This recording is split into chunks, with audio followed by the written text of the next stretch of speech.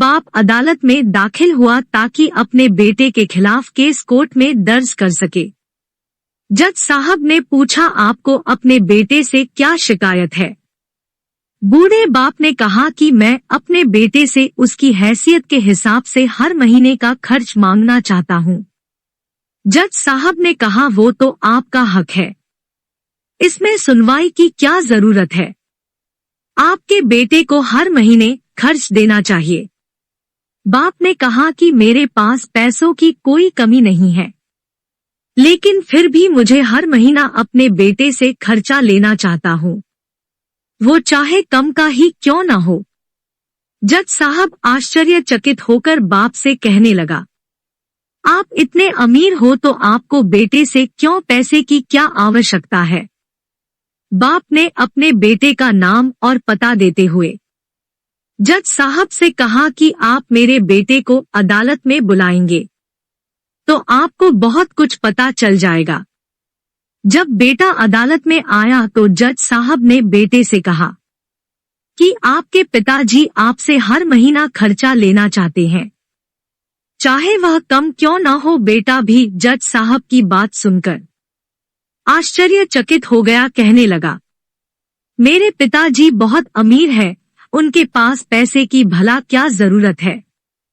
जज साहब ने कहा, यह आपके पिता की मांग है और वह अपने में स्वतंत्र है। पिता ने जज साहब से कहा कि आप मेरे बेटे से कहिए कि वह मुझे हर महीना 100 रुपए देगा, और वो भी अपने हाथों से, और उस पैसे में बिल्कुल भी देरी न करेगा। फिर जज साहब ने बूढ़े आदमी के बेटे से कहा कि तुम हर महीने 100 रुपए बिना देरी के उनके हाथों में देंगे, ये आपको अदालत हुक्म देती है। मुकदमा खत्म होने के बाद जज साहब बूढ़े आदमी को अपने पास बुलाते हैं। उन्होंने बूढ़े आदमी से पूछा कि अगर आप बुरा न माने तो मैं आपसे एक बात पूछूं, आपने बेटे के खिलाफ यह केस क्यों किया? आप तो बहुत अमीर आदमी हो और ये इतनी छोटी सी कीमत। बूढ़े आदमी ने रोते हुए कहा, जज साहब, मैं अपने बेटे का चेहरा देखने के लिए तरस गया था, वह अपने कामों में इतना व्यस्त रहता है। एक जमाना गुजर गया, उससे मिला नहीं और ना ही बात हुई, ना आमने सामने और न फोन पर। मुझे अपने बेटे से बहुत मोहब्बत है, इसलिए मैंने उस पर ये केस किया था ताकि हर महीने मैं उससे मिल सकूं और मैं उसको देखकर खुश हो लिया करूंगा। ये बात सुनकर जज की भी आंखों में आंसू आ गए।